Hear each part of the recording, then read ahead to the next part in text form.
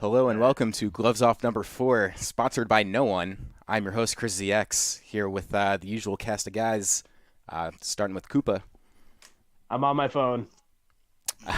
Biddy, I'm on my computer. are hungry, Yar. and we might hear James later on, but AFK at the moment. He's AFK. It's probably jerking off or something. All right, come on. Probably. Anyhow, today we're going to be talking about some sponsorships, and for anyone who is unfamiliar what I mean by sponsorships, basically that like the traditionally 3 to 4 little combination of letters before a tag and then a dash, that's a sponsorship. And go figure, there's a lot of people that pay a lot of money to a lot of players to essentially represent this sponsorship. And it's something that we've seen in Smash. We've seen it. It's pretty common now, and it's sort of like it's obviously the future because most of the money that flows through the scene basically touches some kind of sponsor first. But before we get into that too much, this was actually Koopa's idea for a topic, so I'm going to let him kind of introduce it a little bit better. Yeah, so I kind of thought of this on the whim because we kind of got cucked slightly because the Nintendo Direct was supposed to be this week, and then Mother Nature happened. So the way it lined up, we were going to be able to talk about the Nintendo Direct this week, but instead we're going to do that next week, so stay tuned. But I kind of thought about it because Wow, spoilers. I gotta go. Right. Basically, I came up with this because we're kind of in an interesting part of the year because this is where a lot of those esports contracts start to run out. Like most teams sign their players in the fall or whatever, and then at least for my experience, most of the contracts are about a year, and then when you get to about this point, some players re-up. Like I know Nairo just re-signed with Energy for another season. And then some players don't because Anti just decided to split from Immortals. So I figured it would be a cool thing to talk about because we're kind of in an interesting point with Smash right now, where like looking at the landscape, how it was like 3 or 4 years ago versus how it's going to look now and moving forward into a game that's being very heavily pushed by Nintendo.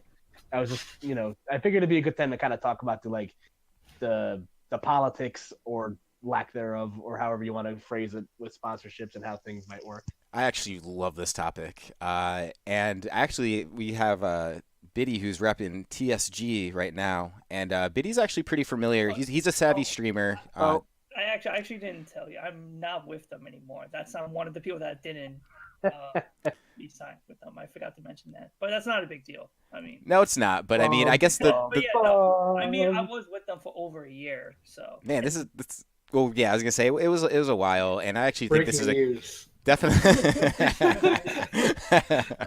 but yeah. No, I was with them, and then but yeah, no, people think that like, oh, you need to be a top player to get any benefit out of a team, which like really isn't true.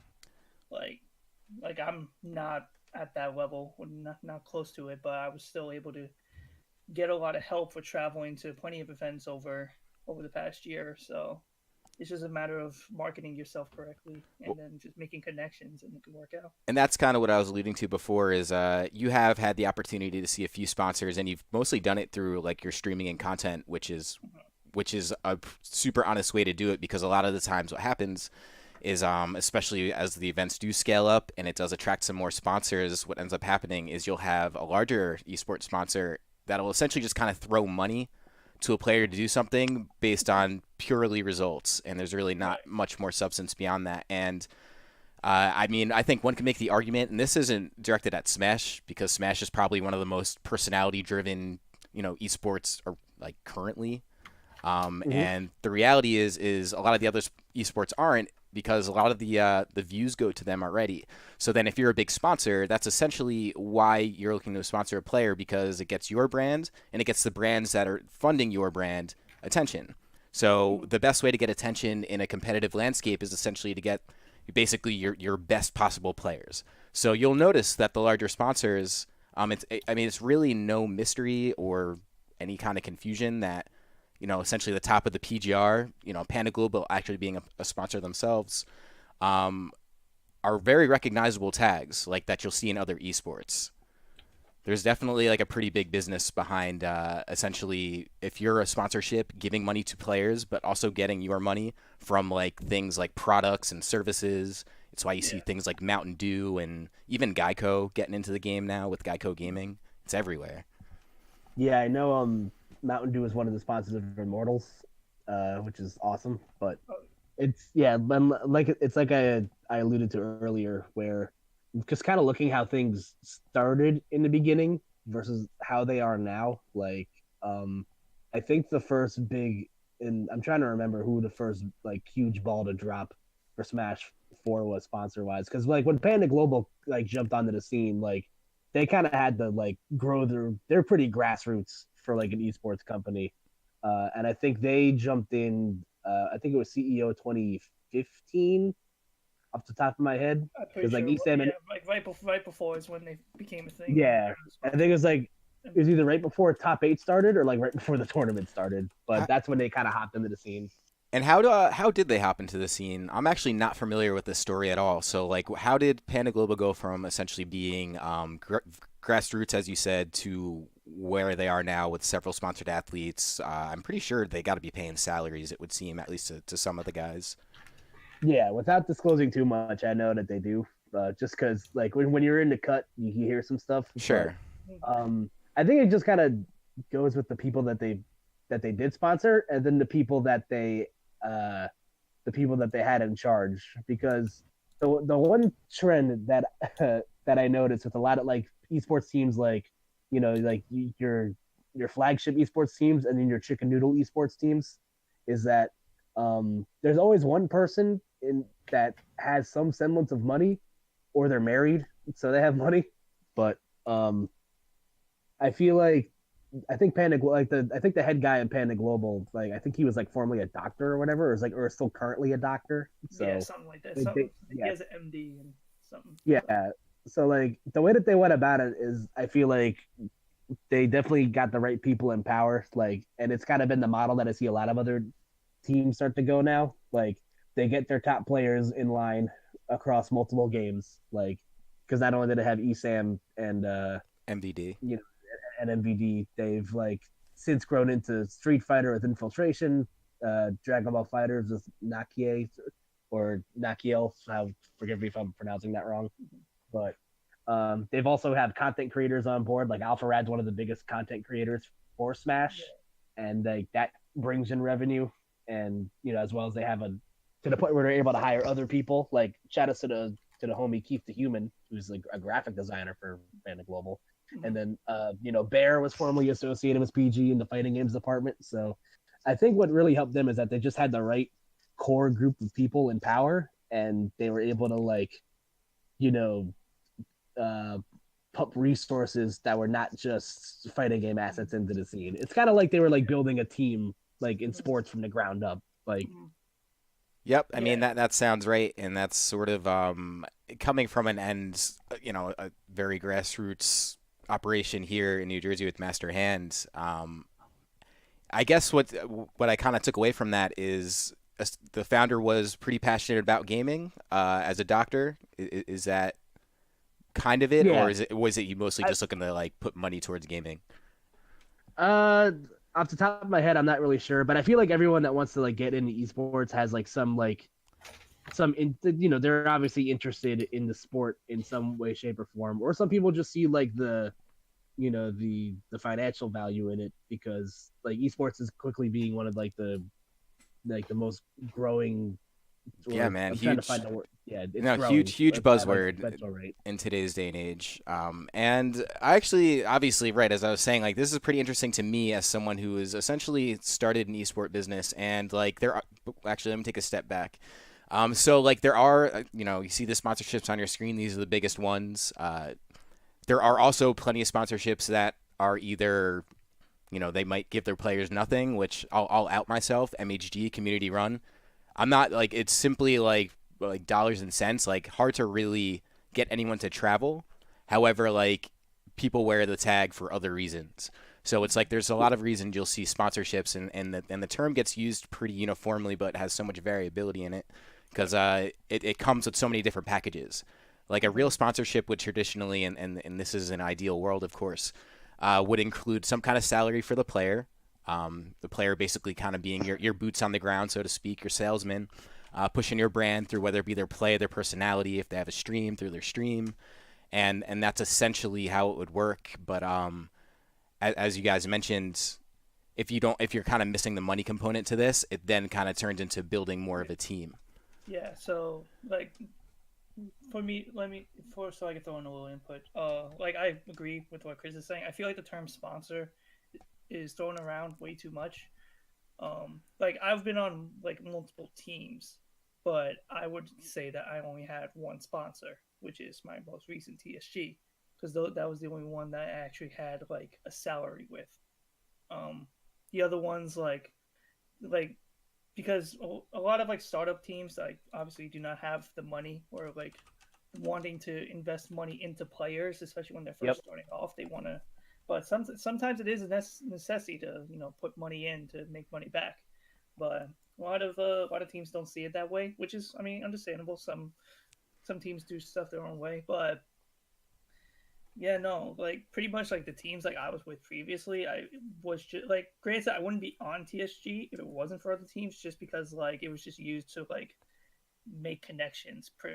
Pretty much is what I gained from being on most of those previous other teams, just meeting people and friends that I know today that would help me out to like go to the next, or like, hey, I know a guy you could talk to. The main thing about like sponsorships, whether you're on a team or you're just like on the come up and like want to get into stuff, is just making connections is definitely just one of the most important things.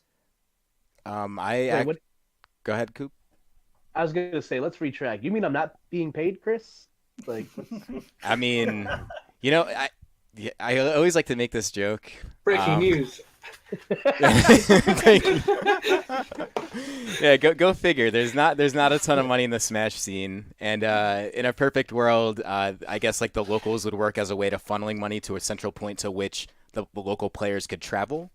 But I feel like it's a very sensible approach, but it also misses the very key component called money, because the events themselves. Yeah, like it sounds like a great idea on paper, but the events themselves, they don't really generate a ton unless you're doing them on a larger scale. To which case, when you scale up, that of course to sustain such a scale, you have to have more professionals there, be it casters, streamers, if you're not a streamer yourself, of course, any kind of event staff, tournament organizers, even people to help you like clean up and and at this point, this came up a couple weeks ago, security. That's going to be a growing thing as events get larger. So like, at what point does like actually, I'm not even going to ask that question. I think I mostly just want to it's if you look at basically what each esport team does, because I'm kind of looking through them right now. Like I look on the websites, and it's interesting because like as you mentioned, Panda Global does have like their ranking systems, and that's sort of like something that they bring to the table as like a tangible, usable thing within like a community.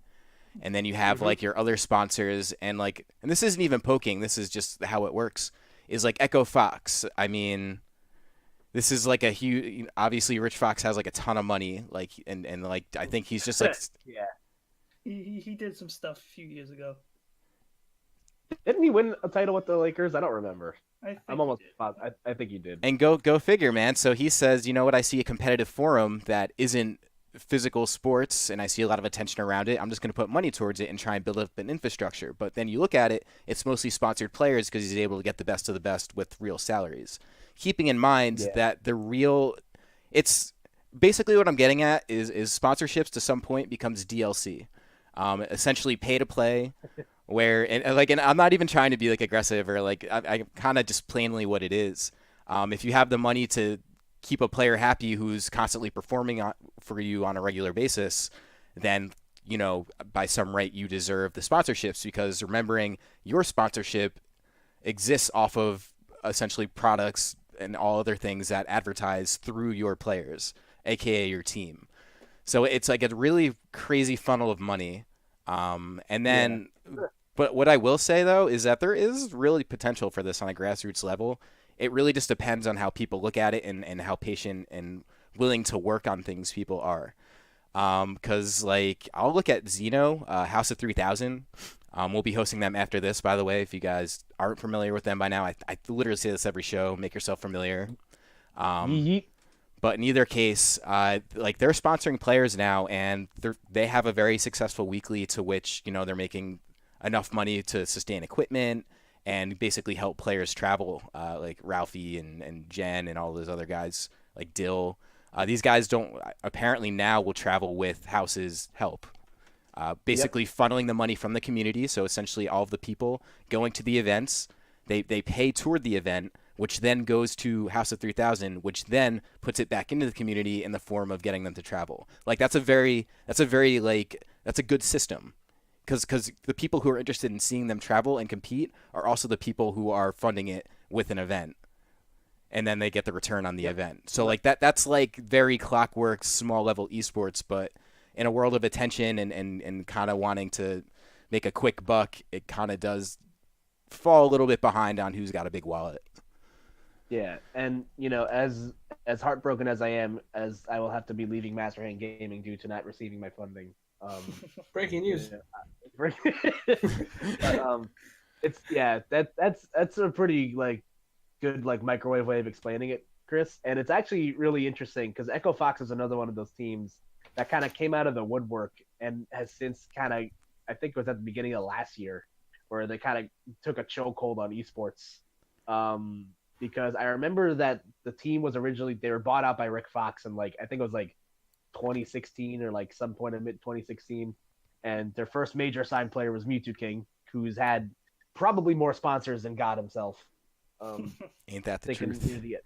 Yeah, I think in terms of people I know in Smash that have had the most sponsors, I think Mewtwo King and K9 come to mind because they seem to be sponsored by different people every time the sun comes up. But yeah, they came along the scene, and then Rick Fox got his hands on MK Leo, and then Evil Geniuses shit themselves, and Echo Fox, Rick Fox just kind of was there and shook around some money. He's like, hey, you guys want to come play for us? To his credit, I will say I've noticed how he picks his players, and I'll see how he does it. He's very smart, and he's picking the outliers. Like you're especially MK Leo, man. Like the kid's coming from Mexico, totally broke, ends up making a life out of esports. Like he gets that player, and that's your outliers in society. Like he's picked up smart. And he's not because obviously what you're gonna do is in any professional setting where you're trying to compete with other people is you're gonna sign the best players you can. That's why C9 has their hands on Mango, and every major esports teams, at least in the terms of Smash, has one, if you're lucky, maybe two really big combatants under your window. Right. The thing that's really smart about what Echo Fox has done is that they're not only just signing obviously MK Leo is the best player in the world at what he does, and Taquito's another example of that too. He's someone that's widely respected and one of the best players in his game. He's also signing and Sonic Fox. Yeah, and the Kill Sage and Justin Wong. But that's exactly what I mean. And JDCR. Yeah, he's signing names that are names people recognize. In fighting a community, you recognize Justin Wong, you recognize Sonic Fox. It helps that they're good at the games too. Because it's actually funny. I think Justin Wong actually won Street Fighter V at Capcom Cup this weekend, or at a DreamHack this weekend, which is topical. If someone could fact check me on that, that'd be great. But yeah, that's a really smart way of going about it. And even on your lower levels, me and Hungry were under the same moniker for a while, and Hubba. Yeah. But and again, every venue kind of has different ways to accommodate people. Obviously, it's what Biddy said earlier. The term sponsorship gets thrown around way too loosely. It's how a girl for a week and then you start saying I love you. It just kind of it kind of becomes too easy to say. Yeah. Where they're not completely interchangeable. So I don't mean to cut off, but update you were correct. Yeah. Justin Wong did win Street Fighter over Knuckle Dude. Yeah, and I'm pretty sure that's his first Capcom Cup victory, either ever or in a very long time. So, Rip Marvel. That's all I gotta say. But, And then like I don't want to leave this out because if there's one name everybody knows, actually there's two names everyone knows. Like you'll see TSM on there who sponsors Zero, who doesn't even play this game competitively anymore. Yeah. Yeah, he But- just streams now. But he's like Yep. he is like essentially the penultimate of Smash. Like he is the guy. Like he's Yeah. he kind of went out on top, and then he started streaming, and people dig his streams because they're pretty good. And And they kept the sponsor on him because it's deserving of money. It still gets the attention that they're looking for. That's like another thing where like you don't necessarily need to be like the best player to have like one of the best sponsors, as long as you are one of the best players like to be marketed. Yep. You know, yeah, because that's definitely one of the big things. And I would say like for Smash, like the three like most marketable players from Smash for it, I would say is like Zero, Nairo, and Anti. Yep, I I agree. think that's not even like as much as like MKLeo would tweet, just because like Anti, he like does a lot. Even like Yeah. MKLeo He's got tweets, personality. he's got personality. He tweets, so obviously gets a lot of interactions on all of his tweets, so you know like what he says will be seen out there, which is also a big thing for sponsors. He streams. He'll be seen, and people are gonna care. Mhm. Like he's like a trendsetter. Exactly. Yes. Like people like He's said, the cool you will, kids. You will hear things said in the community, and like they'll be like, "Oh yeah, Anti said it." Like you like his name is thrown around a lot and he plays Street Fighter also. He's starting his own clothing brand thing. He's got a lot going on, which is one of the biggest things sponsors like. Like what you'll see why a lot of top players do not get sponsored is because there are players that just compete and that's it. Like, Right. Like Yep. It's MKLeo and faceless. Tweak didn't even get into streaming until like within Recent, this year. semi recently. Yeah, it's semi recently. Like within the And, past like month or two, even Yeah, recently. Exactly, and like Anti, like not only that, he's also just a traveling man. He goes to Mexico, goes to Canada. He's going to Japan just to go to Japan. So Yeah. which is why like I was extremely pretty shocked when I noticed that him and Immortals parted ways. Granted, I'm sure it was just because like they contract ran out, and Anti's just curious about other opportunities, especially going into Ultimate, which is a big thing. I feel like we will be seeing a little bit more of that, like teams. I'm not sure how much though from the top players. I feel like a lot of them have like committed to the team, especially like Nairo and Zero. But Yep. especially with transitioning into Ultimate, I feel like we are going to see like not only a decent amount of like people leaving the teams, but teams like possibly just picking up the big names. Like I said, like Anti. I feel like Anti is going to be on another team before Ultimate comes out. Just because Circa Anti? Circa, oh my god. Oh my, OCS Anti. But yeah, no, that's definitely a name we will be seeing with a few letters in front of it soon. Yeah. Well, yeah, but go ahead, Koopa. I'm sorry, man. Yeah, I was gonna say, like, just it's like you said, like, and Anti is one of the people that speaks about it the most. He's like just echoing everything Biddy said. Like, he's incredibly personable because, like, I'm gonna be real. Like, a lot of the top players, like, sans like a handful of them, are pretty boring. Like, like personality wise. Like, I'm not trying to fire shots at anybody, but like, obviously, like obviously, like the quickest way to get sponsored is to like be to be good. Like if you're at the top of your game, the money you will find someone that will like want to pay you the money to represent them. It's like, and it's kind of like a problem that like real sports has too. Like certain markets have a hard time marketing their players because like their personalities just don't show. Like one of the best players in Major League Baseball is Mike Trout, and his hobbies include watching. He's like a weather chaser. Like, woo, that's exciting. Nuts. Like, So like, is he also a fish person? God, I hate you so much. But yeah, like that's obviously like the quickest way to get sponsored. And something that's really cool is that I see, obviously just like kind of talk about sponsors like in general here is it has been watching the dominoes fall because like you said, Zero's been TSM for I want to say 2016. Yeah, I think. it's been at least a Yeah. couple years. Yeah, I think he was the first big domino to fall to my knowledge. Like out of like the big sponsors to get Definitely. involved, I think I believe so. When yeah. did Nairo get NRG? Well, he was liquid first. He was liquid first. But Yeah, and then he became a thing a little bit after SmashCon 2016. Yeah, Yeah, he won it- SmashCon and then he left Liquid. Yeah. No, so I would say since he just resigned, I'm assuming like beginning of September 2016. Really, he's been with them for 2 years. Thing. I don't know if he signed with them in September, but I have a feeling I think it was right before that collision. Right. Because that just came up in my Facebook feed recently. I was just assuming it's about September since it's September. No, now, you're right. He just resigned, but yeah, nonetheless. Yeah. No, like just you go. I talk too much.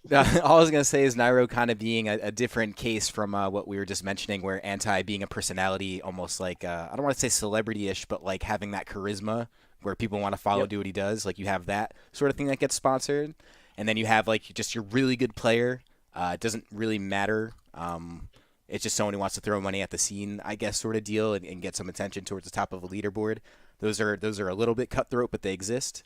And then you have like your outliers, which you'll see like Echo Fox always pick up, where it seems like they kind of look for like kind of a unique background or story. And then you sort of just have like a guy like Nairo, who's like pretty good at the game. He's not number one in the world, but he now has a great stream. He grew up with Smash. Like he's basically embodied Smash in some sense to be his own name outside of like depending on the game, which hasn't really happened outside of him. Yep. I once saw this chart on Twitter. I see it every couple of months or whatever, but it's like a triangle, and it's like on either part of the triangle it says top player, top streamer, top content creator. And the quote on the tweet always says you can only pick to be 2 out of the 3 of them, but you can't be all 3. Wow. So at least with the model that I've seen with most esports teams now is that they'll try to sign like at least like one major player for all the major games. Like I said, sometimes 2.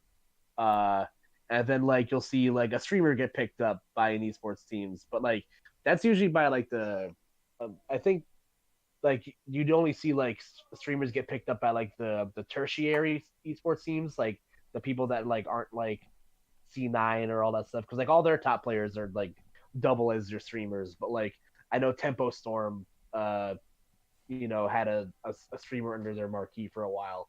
Like a lot of the smaller teams will have people that are just like strictly streamers to create content for them.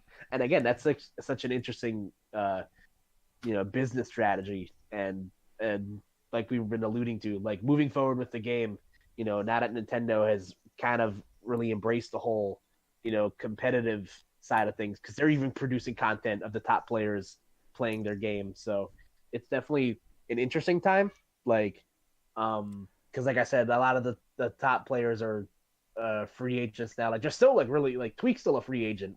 I kind of forget that sometimes. I honestly did too. Yeah, and like like a lot of the. Oh, never mind. Go ahead. I was gonna say like dissolved. Yeah, that's right. His team ended up dissolving out of Smash, which happens pretty frequently. I think they just dissolved in general, or maybe not. So, which is actually another interesting thing to think about is if there's anything, and I've actually seen interviews with Mark Cuban, who, I know a lot of the guys watching this might be younger, but if for whatever reason you don't know who Mark Cuban is, he has lots of money. He's a very successful entrepreneur. He also owns a sports team. Dude knows how to invest money. On Shark Tank. Yeah, and most notably, he is on Shark Tank. So, but in either case, like he actually has expressed quite a bit of reluctance to invest in esports because there's basically a high rate of player burnout. And I think the player burnout goes beyond the player and kind of goes to the organization. Let's just say you basically start a team, you have an initial investment money, but you're not offering enough to get money back. It's pretty easy for your team to dissolve. And this is the landscape that we're basically on. So it's pretty interesting. And what I will say, and I think I'm going to try and get off this topic with this, almost a question, is there's quite a bit of control that people have in terms of like attention and support and overall just like going through the efforts of sharing and whatever if it's of value. There's a lot of that out there that'll get kind of missed, and like basically your attention is the investment. So even just like supporting your locals, if you're, go to a tournament regularly or like a streamer, like support them, because like your word is basically the things that get the attention of people who have like real money and look to push an agenda. But in either case, like if that's not going to be the route that happens, then like I guess fight for whatever you think good local organic competition is, because like you could basically get events that have money funneled into them and they're just events. But like if you want to actually be part of it, like you can actively do that by just going to a local, or by just like sharing a stream, or by just like even now just like kind of chatting about this stuff. You guys could always add us in the Discord servers we have and all that kind of stuff. Like this is kind of up for determination. Like no one has the solution outside of money how to really make this stuff grow and be sustainable. So yeah, and like my final thoughts on the subject. Well, first of all, I am currently a free agent. If anyone is listening, so please come at me with your finest. Come at me with your best exposure, baby, because that's all you can pay me with. But I think the one thing that's cool about the esports landscape now, just for someone that's like, because obviously I've referenced sports enough to kind of hint in on people that like I watch a lot of real sports outside of esports. And I think what's really cool is the crossover that you see now between the esports realm and like the actual esports, or like the non-esports world. Because like we said, Rick Fox is like the primary owner of an esports team. Shaquille O'Neal has investments in NRG, in an esports team. NRG. I'm pretty sure the owner of the Sacramento Kings is involved in there somehow also. I'm pretty sure like Alex Rodriguez has connection with NRG as well. I think. And like and know. The Philadelphia 76ers like own parts of Digitas or Team Digitas. Like the NBA and esports are kind of like becoming a one-in-one thing, which I think is really cool. They have the NBA league and whatnot. That's like with like the teams like getting involved, and like a good amount of them too. I forget how many. Yeah. Like shout out to that bench player for the Celtics that owns Renegades. Like you're my dude. Oh yeah. That guy's averaging Jonas Jerebko, second round draft pick from 2009. That's my dude. Drafted him in fantasy one year. He got buckets. Well, average of 6 points a games, but hey, you own an esports team, man. That's great. Yeah, man. There's so much more to even dive into this. I actually really like this topic quite a bit, and maybe we could revisit it in a different format down the road. Definitely. Because we've been on this for a little bit, but I'm trying to think of a good transition. I just can't, because we do have some tournaments that happened over the weekend. Actually, I can think of a small transition here. I mean, I guess these tournaments definitely have some I guess sponsorship behind them, or a couple of them do, or mostly DreamHack does for sure. But so if anyone didn't know, DreamHack was this past weekend. This was in Montreal, which I guess featured Team EMG and all kinds of other good stuff. Yep. In Canada. That's like the spoiler breaking news. Montreal's in Canada. Apparently Montreal is like a really good city, and I've heard a lot of good things about it over the years. So did you hear it from I heard it's nice. What? Did you hear it from Anti? Well, and multiple people. I know, but yes, he was pretty vocal about breaking news. Which is again showing how much of an impact his voice is. Yeah. Yeah, this was to my knowledge, this is the biggest event that was going on this weekend.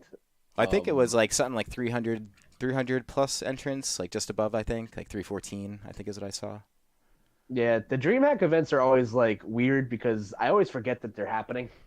Like it's always like the weekend of. It's like DreamHack is this weekend. DreamHack's coming. Oh. Yeah. And I was like really big in other games. Mm-hmm. Like it's not really our thing, but we're just like kind of on the side for them. Like other games, like the DreamHack is like the thing. So. Yeah, I was noticing that like what's they got, like League, Dota, like all the big ones basically. Counter-Strike. Yeah, CS:GO, I think all that. But yeah, no, Yeah. I mean, this Dreamhack was primarily to my knowledge. I mean, I don't know if they always do other stuff, but it seemed like it was just a fighting game. One. Actually, no, they do have other stuff. I'm pretty sure. I at least saw Hearthstone was done there, which is also big with Dreamhack. Yeah.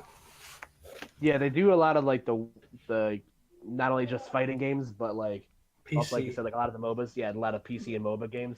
And DreamHack kind of fits into the sponsorship talk also because for a while DreamHack was only like a European exclusive thing, and I think it was Melee that got into it. Like I think at either the tail end of 2015 or like the tail end of 2016, or like one of those years where Melee made it to like the big DreamHack event in Europe, and then they've just kind of been steadily showing up in the States. And yeah, this tournament was really good. Like when you kind of look at it on paper, like you're like, oh yeah, there's a lot of good people that went to this event. And it was, I believe, top 3 was. Yeah, I'm gonna pull up the bracket now. Yeah, I'm sorry, there was 218 entrants. My mistake. Yeah, 218. Yeah, first was Larry.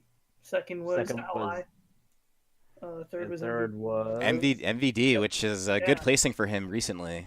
Yeah, fourth is ESAM. Fifth was Captain Zach and Supergirl Kells. Repping the EMG sponsorship. Another EMG sponsorship, Mistake, and Anti got 7th. Yeah, man. My big takeaways from this are 2 things. Number one, MVD over ESAM isn't something that I can't recall like happening too often at bigger events. Yeah. Like ESAM's like so studied at fighting Diddy Kong. I know like MVD has beaten ESAM at locals. I'm pretty sure there was I could be wrong, but I think there was one season in SFL where MVD was number 1 and ESAM was 2nd. That is true. Okay, I figured. But yeah, I know but like you said, on a bigger scale, I can't really recall when MVD has beaten ESAM. So this, especially like in a top 4 setting, so it's pretty big. Yeah. Yeah, and obviously the other big thing here is Kells like continuing to show not only just that she's great, but she also always does really well at Canada, like or like in Canadian tournaments. That's also like a name that like, even though like she's not one of the best, she's very marketable herself. I don't mean to go back onto the topic, but she's also just like a big name for the. Well, it's relevant, and it's female gamers, and that's a big part of just being, showing variety in the scene. That like you could be a gamer and not be male, like you know what I mean. Like a lot of sports, you'll see that where it's male dominant. Something like football, like you're just obviously not going to see females in due to the nature of the game. But I think a big part of esports and a big reason why it's so popular is that there's no real barrier to entry if you're a person. Like you could compete at any level. So if you're spectating, even it's just more interesting for that kind of reason. You see people all kinds of different people, like gender, race, everything. Whatever hungry is. Ah. Yeah. Yeah, but. Oh my god, yeah, Dreamhack is awesome. Shout out to Kells. I don't know if did I ever tell you guys the story of how I lost my backpack to her in a bet? Yes, but not them. No, did you guys have ever? I don't think I've heard this one. This is not a story I'm familiar with. All right, yeah, quick. All right, just a quick tangent, then we can move on to the other stuff. But I I had this like Sonic backpack that was like made out of like Sonic comic covers, and it was at Royal Flush, and obviously like me and Kells know each other because we like frequent a lot of the same shit. And she was like, "Oh, I really like your backpack." I was like, "Oh, thanks." And then she like said it to me again. She's like, "What do I got to do to get that backpack?" And I was like, "All right, get top 3 in teams, and I'll give you my backpack." And then she did it. Oh shit. And then I'm like, "All right." And then I'm like, "All right, get top 8 winners side in singles, and I'll give you my backpack." And she fucking did it. Damn, dude. She really wanted that backpack. Yeah, and I was like, "Bro, you can fucking have it." I mean, she earned it, man. She met all the things. Yeah, and she still wears it everywhere too, which is cool. It wasn't like one of those things she like raffled that off for like, Hey, like, you guys, Steam subscriber giveaway. This random backpack I found somewhere. Why is there a Cliff Bar in it? Yeah, but yeah, Dreamhack looked like a lot of fun. I watched bits of it, and obviously there's always a lot more stuff than just Smash to watch. Like I think Melee was there too. I forgot. I think Hungrybox won over the Moon, to my knowledge. So, like, if someone could fact check me on that also. Yeah, I'm checking it out right now. And I'm pretty sure this was a back-to-back DreamHack Montreal win for Larry. Yeah. Winning. Yeah, that's true. He won. Yeah, he won last year. He had to reset. Over ESAM, yeah. Yeah, that match That was a year ago. What the heck? Why? Was that a year ago? Do they lose every year? Yeah, it was. Is that a thing? Just kill me. Yeah. I guess. Yeah, that is not. bro. We're in September, man. Like time's flying. It really is. We're gonna have a whole new game to talk about in like 3 months, but Yeah. yeah, I know, right? That's my sentiments exactly. But I guess in terms of like notable events, they're definitely dying out with the game in the fall because a lot of people are in fact in school now, and that's a big part of the entrance. Yep. Not me. Me neither, actually. High five. Yes. Through the internet. But we did have a tournament in New England, which I know we call Tri-State, New Jersey, New York, and Pennsylvania, but like in the real world, Tri-State also like includes Connecticut, like pretty much any time you look at it. So there was Tri-State, New York, New Jersey, Connecticut. Pennsylvania is just its own like thing.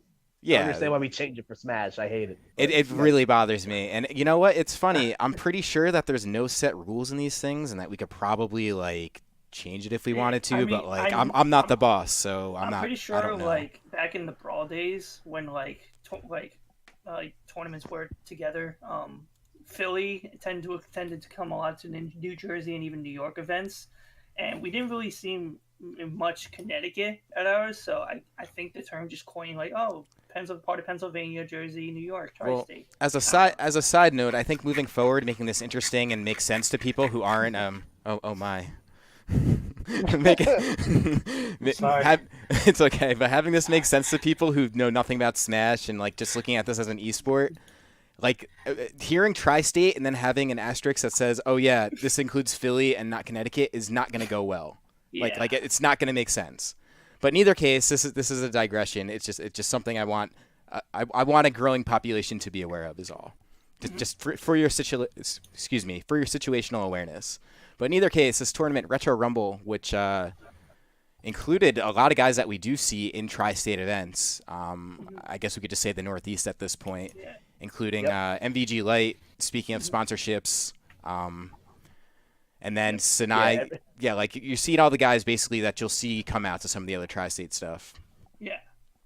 And then we see one guy who doesn't come out to Tri-State stuff. His name's not around, Fallen. Yeah, I actually I knew he was on the compendium because I was like in the works to trying to go to Retro Rumble, but plans just kind of fell through. Mm-hmm. And I knew he was like on the compendium, and it was one of those things where it's like, oh guys, I got like a week left before I can make it, and then like suddenly money decided to grow on trees for a bit, and then like like every time like someone's just like, oh man, like I got like 3% left and the compendium closes in like an hour, and then I like always think of that episode of Courage the Cowardly Dog where they grow like a tree in the backyard, and then like the tree becomes a person, and like and like it makes medicine or whatever. Like if people probably know what I'm talking about, but yeah, somewhat. I hope so. Yeah, but we got you. It's crazy, but yeah, Fallen. It's weird. Like whenever you see these players get flown out, like or at least like the player of Fallen's level, like Fallen's kind of had a chokehold over SoCal for like the better part of the last year, and he loses to my knowledge, an unranked Toon Link in New England, and then he loses to Glenn. You say he loses to Glenn? No, he loses to Glare. Oh, I was like, what? Who beat Glenn? I was like, how? So how it went is they did there was only I think 55-ish entrants. So what they did is they had round robin pools. I'm pretty sure 5 or 6 people. And in the pool, the second seed to Fallen was Keveros, the E2 Link. And Keveros won, so he became the first seed of the pool. And Fallen became the second seed, and then going into the final bracket, Fallen and Light had to play round 1. Yikes. Yeah, so which Light won, and then Fallen ran to losers until he lost to Glare. Yep. Huh. That's I did not know about the round robin pools at all until right now. Which like I mean that's for another subject. How like because I personally am like about round robin pools. It's a Well, pretty I big know. difference from a normal like traditional bracket. Yeah, Yeah. traditional bracket is good, and Well, I'll be okay with round robin pools if all the pools are happening at the same time. Because Yeah, like if but- it happened at different times and White like was going second and he saw Fallen lose and he'd be like, oh, if I win my pool, I'll have to play Fallen. Let me just let me just drop it. Let me just drop a set to one guy, take second, and then still have a good path. yeah, it's super Yeah. whack. Yeah, exactly. Yeah. And We can talk but- about that another day. yeah, we can. That is a pretty good one because the lab does that quite a. I think they alternate. Sometimes they'll do round robin pools. Yeah, and I think that was also Light and Fallen's first time fighting each other in bracket, which is interesting. Interesting. Yeah. Well, that's the whole idea of traveling. You want to get the unique matches and sort of the growing table of head-to-head results. Yeah, two I always- isn't matchup experience you can get in SoCal anymore.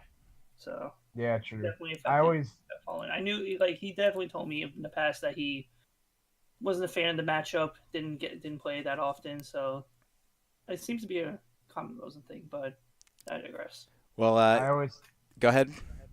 I was gonna say I always hope my first time playing Rosa is my last time playing Rosa. So Don't we all? fuck But- that character. But in either case, and we have the usual locals this week. I think the lab actually had a monthly, and I will say one thing, and we could kind of go through those really quick. And if you're unfamiliar with the MHG server, which doubles as the New Jersey Smash server, I do post these results every week, the results that happen around New Jersey in sequence. But in either case, kind of light entrance this week, mostly because people are back in school. It's kind of funny to see. Even Xanadu, I think yesterday had like a 30-man bracket. Yeah, And no, then- it had a 25. Yeah, and my God, Zeno has that's 32 today. These are like New Jersey size brackets. Yeah, the So school it's like- numbers are hitting hard. Yeah, so Yeah, I mean, so- school's real, man. Yeah, I was gonna say because Xanadu yeah. is one of the.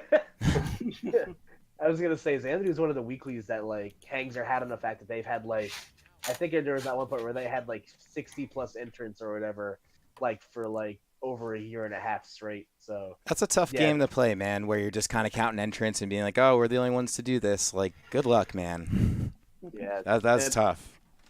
yeah, the school year is always like really rough on tournament organizers because like it's kind of like watching the money. Yeah, it's Sorry. kind of like watching breaking news. It's kind of just like watching the money fly out of your wallet because like I think the ones that get hit by it the hardest, in my opinion, or like I guess we could open this up for debate. Like, do you get hit harder as an attendee of a tournament if you're in high school or if you're in college? I would say high school just because you go on a scheduled routine, like very Yeah. scheduled routine. Like there's very like different, like you're not gonna have a different day than the day before. Whereas college, like you might have like an open few hours that you didn't have the day prior. Yeah, and it's very flexible with scheduling that you could even like schedule around. Like my classes, I don't have a class later. I'm not in a class later than 12:15, so it's very much easier to I don't organize. think I Where have at a school, class even that if you starts before until after 12 actually. So that's the way to do it, man. Take advantage while you can. oh yeah. Yeah, shout out to Hungry Man. His bus was 20 minutes late today. Yo, dude, I'm so upset. I literally was like, what am I gonna? I thought the bus wasn't gonna show up, and I was like, what am I gonna do? Bad Uber rides, bad bus rides, like That's stressful, man. It's But not a good world out there. nah, man, it's rough. It's rough out here. Yeah. But sometimes your Uber driver has to pee. Yeah. Yo, I had another Uber driver the other day. oh He was god. like, I'm really thirsty. Like, really thirsty. Can I just, like, stop real quick and buy a water? I'm like, yeah, whatever, I don't care. And then he comes back, he's like, yo, bro, I bought you a water, too. I'm like, oh, this is awesome. Oh. Four-star rating. It's Dasani. has It the was a Poland sunny Spring. Okay, there we go. But four, anyway, four, before four we- and a half. If only. But but moving on, speaking of public transportation, we are a day beyond what we usually do, which means that we have overlap in Xenos since it's happening right now. But I do want to shout out last week Zeno, Unknown, who is native of New Jersey. And what's he, 13 on the PR now? What is it, 13? 12. Yeah, He's 13, 12? yeah. 12, 13? 13. Okay. 13. Yeah, taking second place, losing an unfortunate set to HO3K Dill. Yeah, 2 sets to Dill. Getting double eliminated. But Yeah, He still did good. yeah, I'm happy for Brian because sometimes Brian like gets kind of cucked at Zeno. Like he'll have like really good showings. Like I think it was last summer where he got like 4th at a Saga, where he like I think he beat somebody good and then he like lost. He got like double eliminated by Vinny or some shit like that. So like, Ew, that's no fun. yeah, so like Brian like will occasionally have these like flashes of brilliance where he's like playing out of his mind and he'll get like top 4 at the tournament or whatever, and then he'll have Xenos where he'll get up aired by Lucario at 30 and then explode. Like it's just kind of like it's just kind of unfortunate, especially because the way Xeno does their seeding. Like you're never playing the same person every week, which I think is awesome, but it can also good. Like it can also lead to like some anxiety ridden brackets. But second place is good, and I know Brian's been saying he wants to go to. He's not going to stop until he like gets top 8 at his Xeno, and now he did. So now he just has to win one. yeah, man, he was pretty close. He was right at the door there. But while we're on the topic of New York, seeing the big turnouts at Aeon yet again. Actually, not that big. They only had 32-man too. Holy cow! Yeah, dude, everyone this week. But it doesn't really matter because they have like a debatably almost a PGR like tier F event because they still have Mr. E, DeBuzz, and Vinny, which are obviously all PGR names regardless. Which is pretty cool to see at your local, quite honestly. Yeah, I'm pretty sure Mr. E won it this week. Yep, Oh, Mr. E was supreme champion with DeBuzz coming up as the worthy adversary, and maybe next time for Vinny. Shoutouts to Gino will never be in Smash for getting 17th place this week. That's oh man, you know what? I almost want to skip. I almost want to skip right ahead to this. I mean, there really isn't that much other local. I mean, Philly was mostly. We should talk about the Arcadian. Oh yeah, there was an Arcadian. We were just talking Xeno, so I almost forgot. In Jersey, I think there was a Jersey tournament somewhere. No. We don't got to talk about. Well, I just wanted what I was going to say. What I was going to say before I was cut off, gentlemen, was that I wanted to move to Philly before we totally got out of here. I was going to say, like, nothing crazy exciting happened because Philly just had more of Juice winning at, I think, both the weekly and the monthly. That was the same day after. Oh, wait. Yep. Juice won both of those.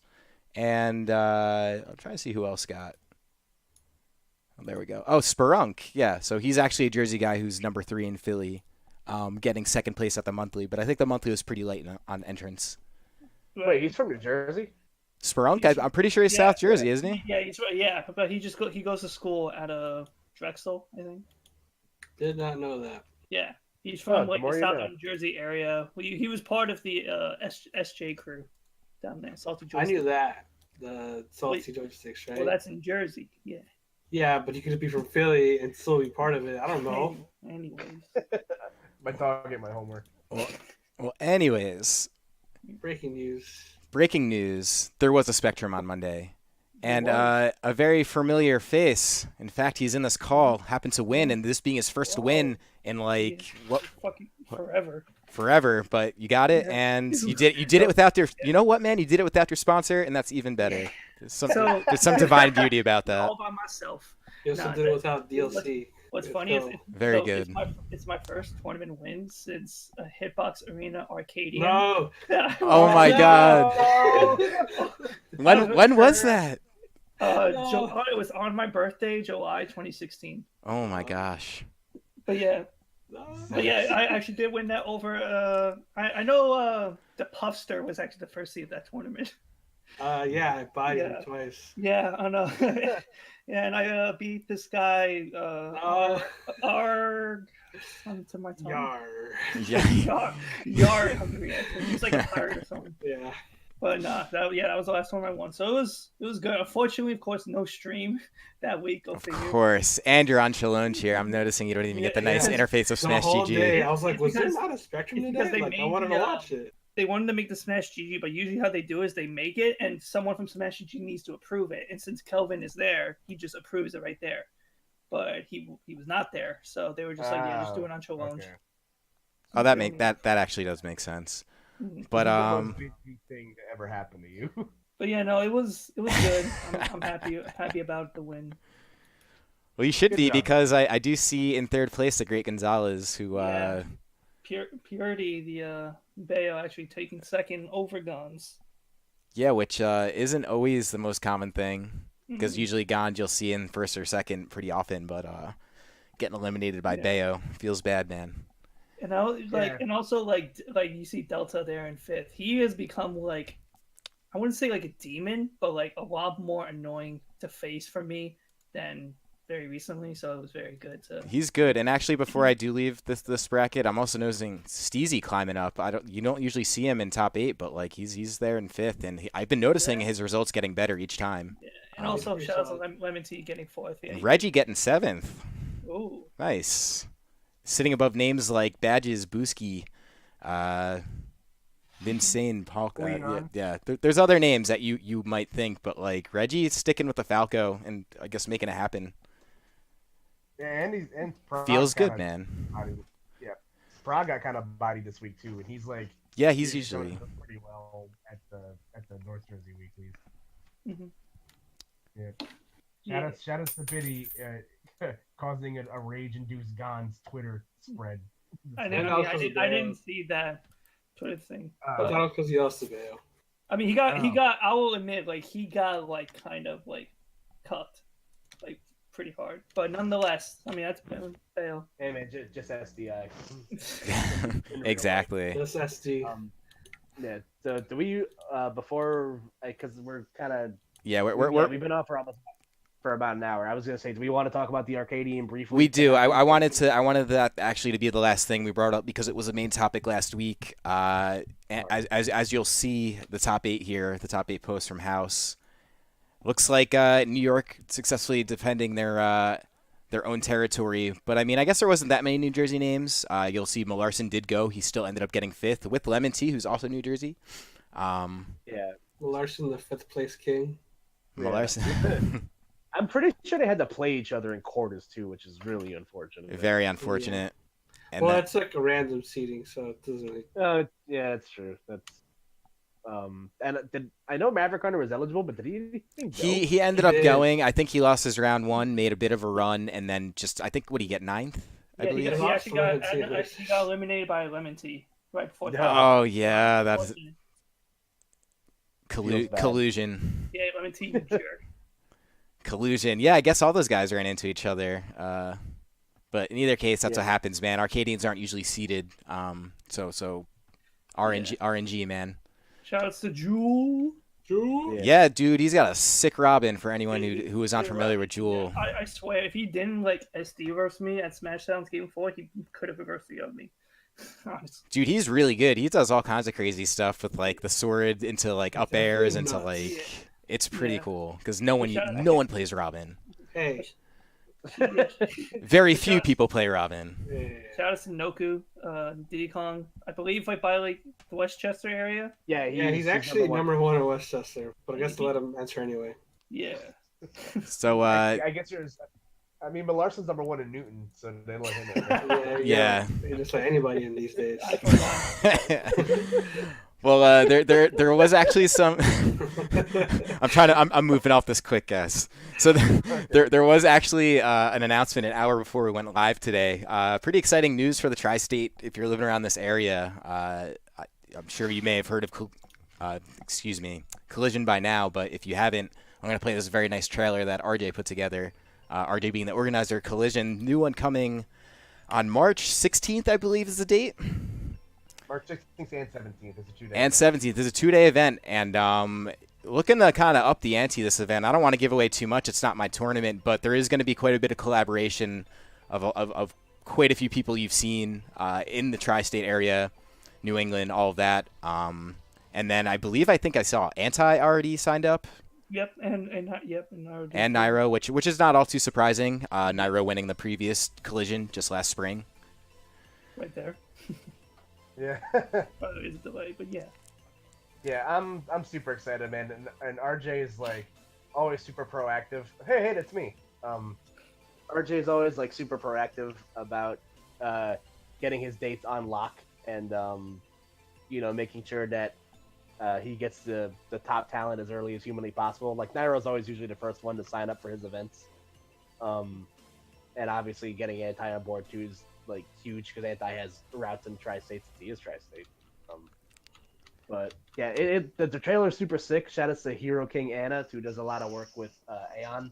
Actually, he makes a lot of great content. So definitely just check out I don't have his on hand. I think it is Hero King Anna, but I'm not totally sure. But I think you might be right about that. Yeah.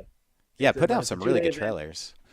Yeah, it's a 2-day event. It's in Fort Lee this time, so it's up farther north, closer to New York City than it was last time. But I'm excited, man. Like RJ always puts on a good show, and I'm sure all of us are going to be involved in some capacity. I will probably go 0-2 and then be very upset, but it's fine. Well, yeah, man. I mean, RJ puts. Well, you'll probably be you'll be casting quite a bit, I would imagine. Yeah. Which is the real victory.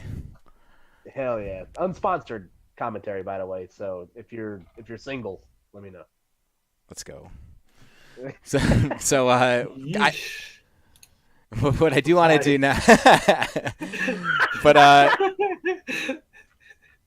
it is on the overlay, so I don't want to ignore it. There is a Nintendo Direct tomorrow. As Koopa mentioned earlier, Mother Nature did not cooperate for last week. We were expecting to talk about that this week, but hopefully Japan recovering nicely after the typhoons and earthquake. Mm-hmm. But there is a new. Wait, what about Hungary? I want to hear about Hungary. No, I was gonna say cause Hungary actually brought this up when this happened because apparently Japan is actually like one of the best countries that prepares for like earthquakes or something. Yeah, they have the best anti-earthquake technology in the whole world.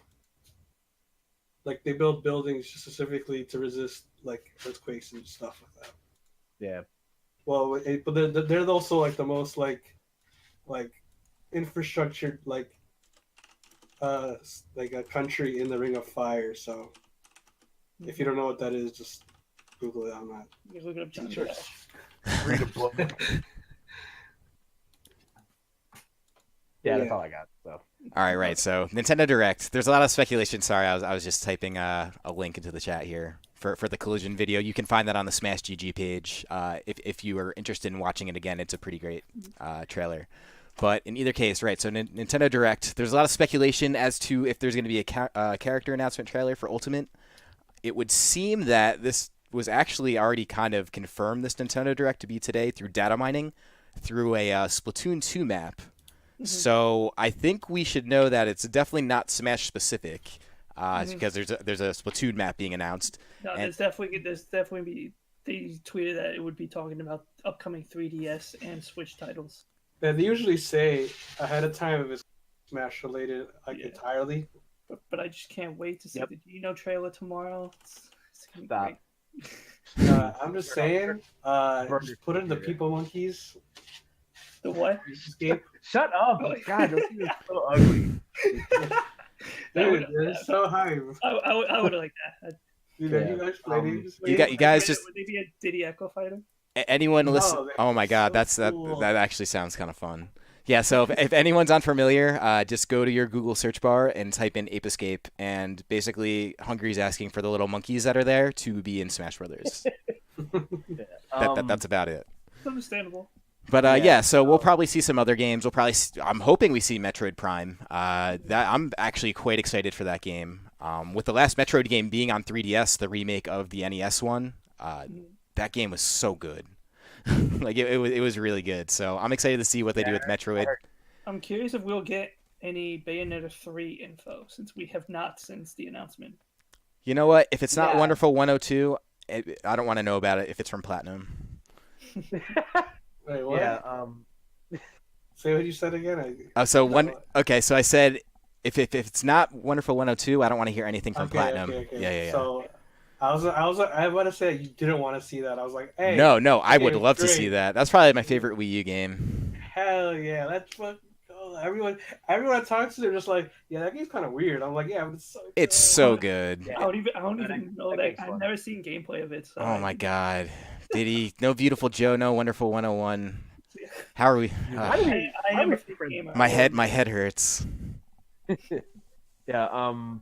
But yeah, like see, part of me doesn't want to get my hopes up for Smash stuff, but because we're like kind of cutting it close for like Smash for the game actually coming out, and obviously it's been transparent that they want to show everything in the game before it's out. We'll probably get a trailer for somebody, and my guess is that they'll show a trailer, and then they'll probably make an announcement at the end, be like, "Oh, by the way, we're gonna have one last Nintendo Direct for Smash, either in October or November, to like, blow the last of their load out." But as for like game hopes myself, like we'll probably see more Super Mario Party stuff. Yeah, which I see Skips typed in the chat. Super Mario Party Test Fire. That would actually that sounds pretty fun. That would be cool. I hope to see Metroid or Bayonetta stuff. But I always have my Nintendo Direct wish list of another Kid Icarus style. Oh my driving God, game. I'll take a port on the Switch, man. I don't even need a new game. Dude, I just I kind of was- want to pork that. I'm not gonna play 3DS one. It's just not happening. Yeah, well, exactly. Yeah. Oh, maybe we'll get Luigi's Mansion on the 3DS news, guys. Boy, We- people still play that. We can. We're not getting it because Luigi died. Remember? Luigi's we Mansion, Reborn, Resurrection. There you go. Yeah. What we actually might see now that I think about it? Maybe we'll see some sort of like hear more about the Final Fantasy Crystal Chronicles remix. that's Oh coming yes, that was Yeah, announced. to the Switch. A lot of the things that were announced like on Friday were probably gonna be in the direct, which is unfortunate. Yep. Yeah, but yeah, so we'll probably get that. We might get more. We'll probably get Splatoon stuff, which I'm always on board for. I love that game. But I I'm also love just Splatoon. yeah, so are we all gonna take? Because Biddy's already standing firmly on the hill that it's gonna be Gino tomorrow. Does anyone Oh, else want to man. take a shot? Anyone else want to take a shot in the dark about what character they think might get revealed tomorrow if there is one? What I think or what I want is different. Let's do both. Because everybody knows I've been hyping up the people monkeys, but it's not gonna happen, man. It's not gonna happen, You don't But- know that, man. dude. Name one person other than me who's mentioned them like once. Name one Smash. person that mentioned Cloud was gonna be on Smash Wii U. Yeah, but everybody knows who Cloud is. Okay. Oh, Which, I actually did not know who Cloud was when he was announced.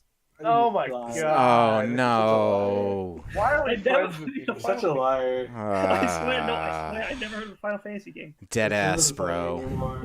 Dead ass B. Ah, We're kicking you man. off the podcast. And I was like, when people told me about it, I was like, oh, so he's like the main character of Final Fantasy. You know what? Let's do this, Biddy. Who do you think might end up in Smash? Who do you want?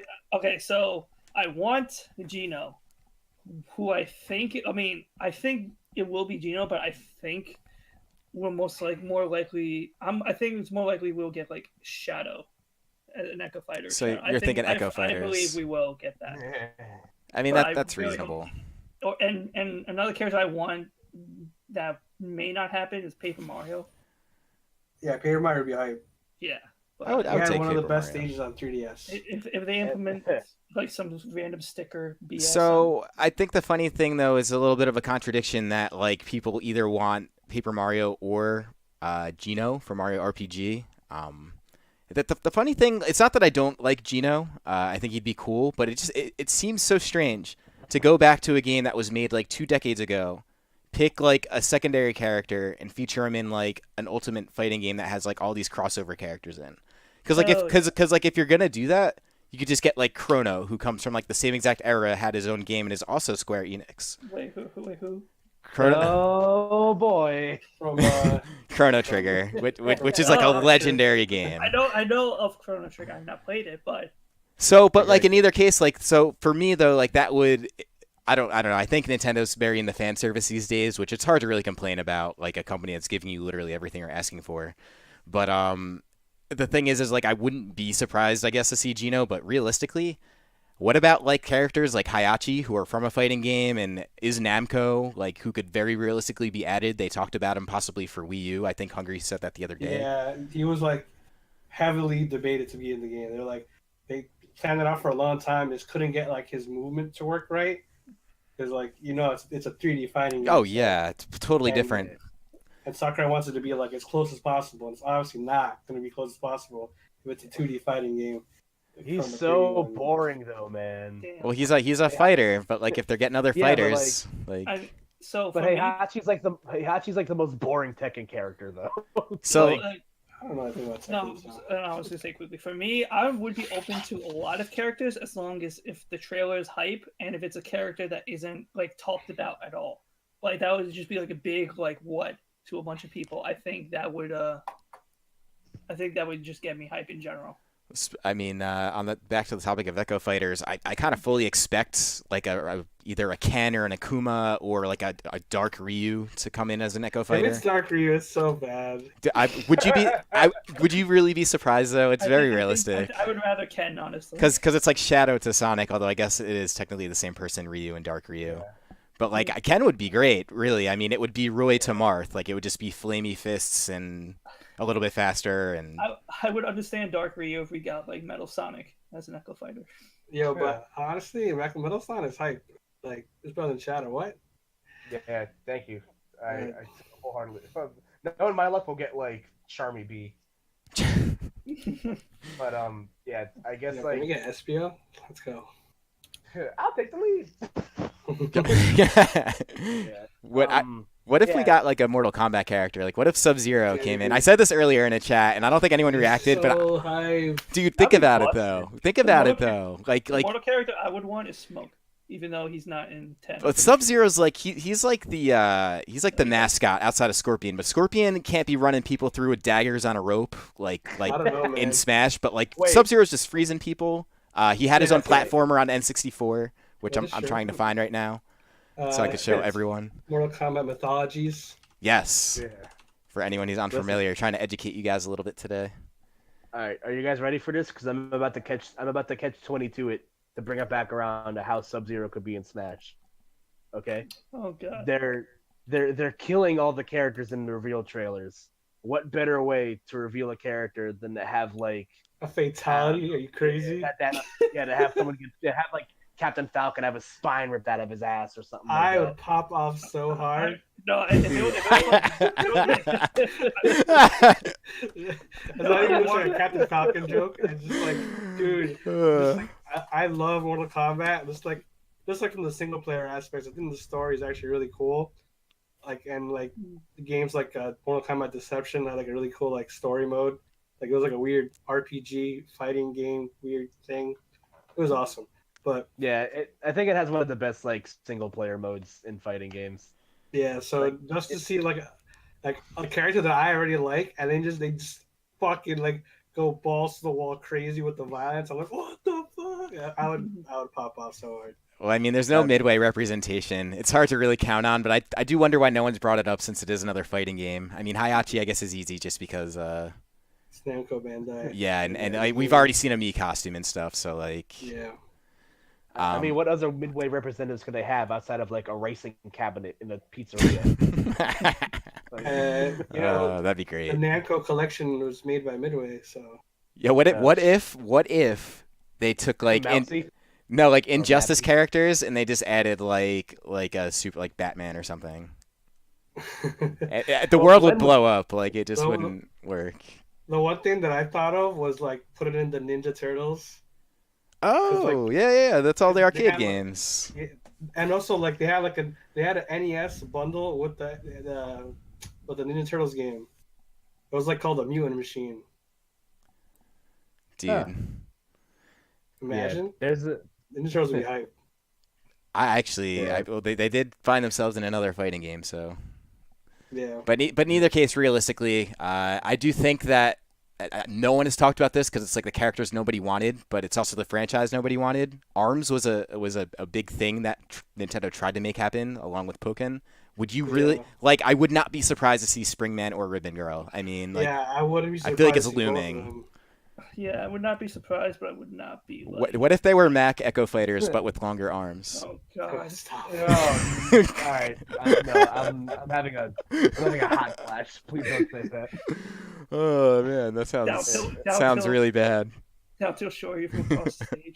Or get this. So it's a Mac Echo Fighter, but with Bayo's up B because they're there's springs. That'd be kind of silly. But I honestly like wholeheartedly expect that to happen at some point, just because it's Sakurai tends to cater to like those like lesser franchises or like what's kind of in the zeitgeist right now. Probably like Nintendo could have asked them to put it in too. Like I know like Corrin was asked to be put in Smash. Like they're like, yeah, when you kind of want to promote a game, like a new game coming up, and Corrin's probably the best pick for that. I mean, it is, and that was recent, and that's why I wonder why they would ever put in a character like Gino. But if it is in fact fan service, then I guess we'll see Gino. I just don't know, man. I feel like whatever they do announce, it might be topical to whatever like the big mystery reveal they have is going to be. Like, what if they like show more? Like, if they show more about Fire Emblem, and there's like, oh, by the way, here's Hector. Yeah, I mean that's very realistic for sure. Like that is super realistic. Yeah. More Metroid Prime 4, and then you get Silex in the game. Imagine three new Metroid characters in Smash. That'd be insane. Dude, that would be kind of crazy. I'm just seeing the Little Mac Echo Fighters, Glass Joe and Mike Tyson. Dude, if Mike Tyson ever got in this game, that would be so good. Oh my god. Give me a Soda Popinski Echo Fighter. He would just look like really aged and like tired, but like very terrifying still. That would be fantastic. But has Max moveset.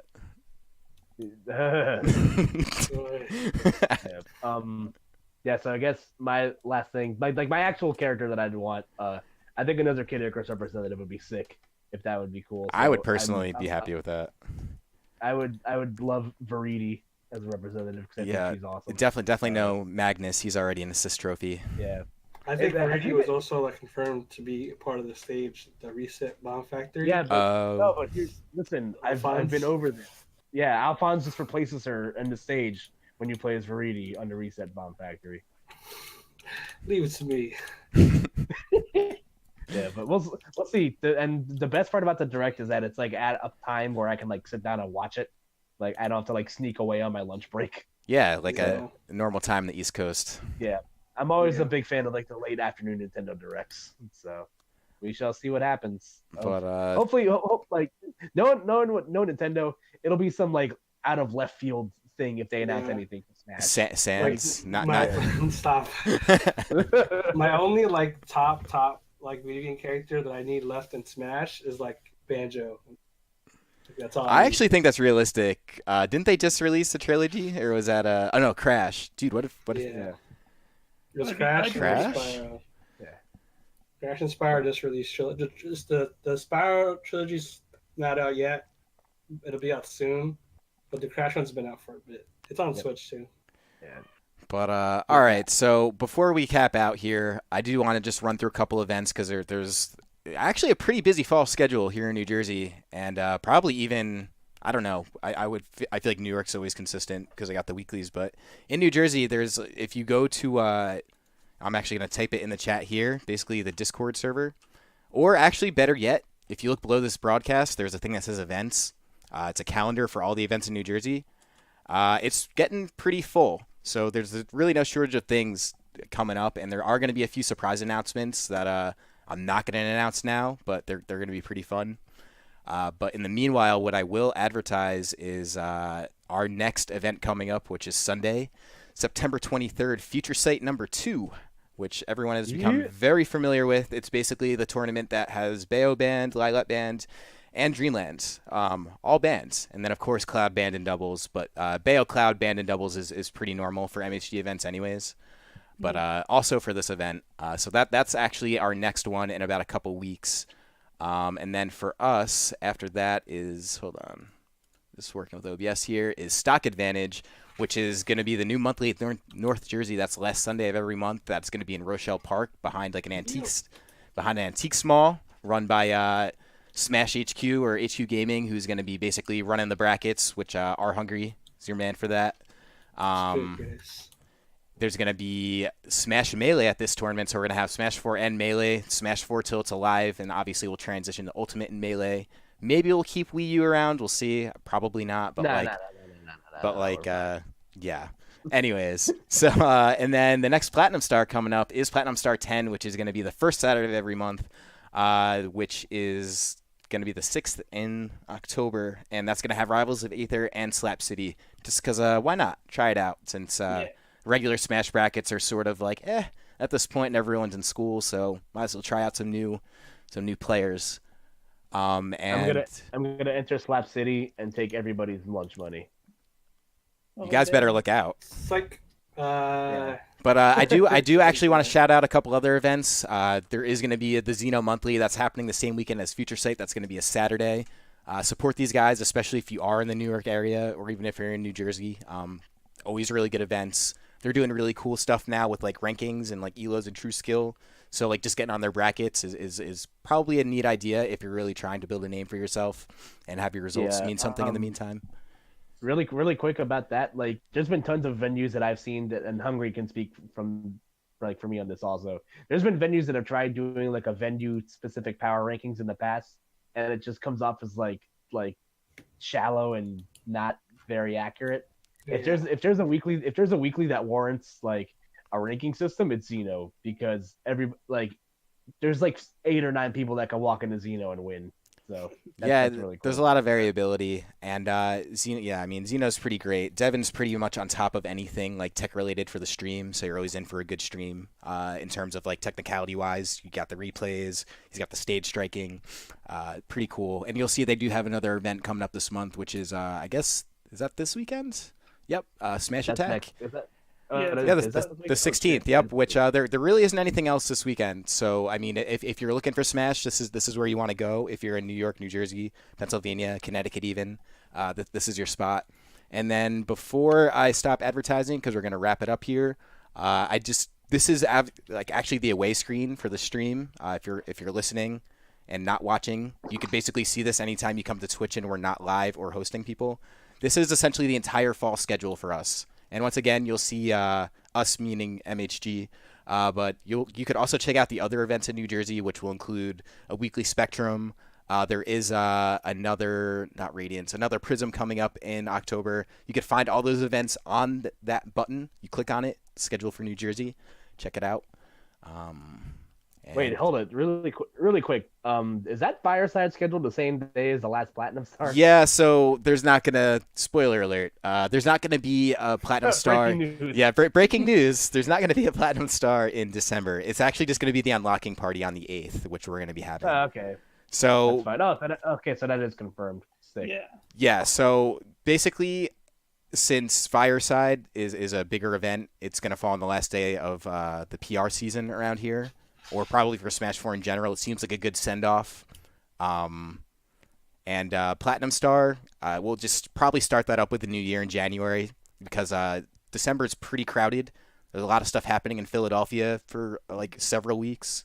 And then and there's just some other stuff. There will be the normal monthly Stock Advantage happening the last weekend in December. That'll probably be the only thing we do outside the unlocking party. But yeah, if you are local and you're looking to just have like a fun fest and basically unlock all your characters on your system, we will be doing a party in Platinum Star instead of a monthly. So there won't be a bracket, but we'll be chilling. We'll be watching Smash Philadelphia.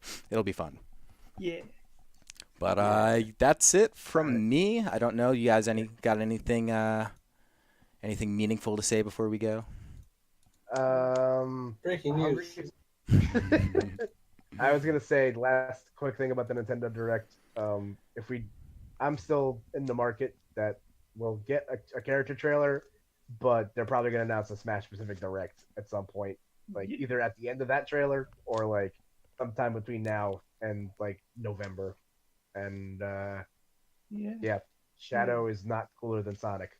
Mic drop. Yeah. He's got a gun though. So do I.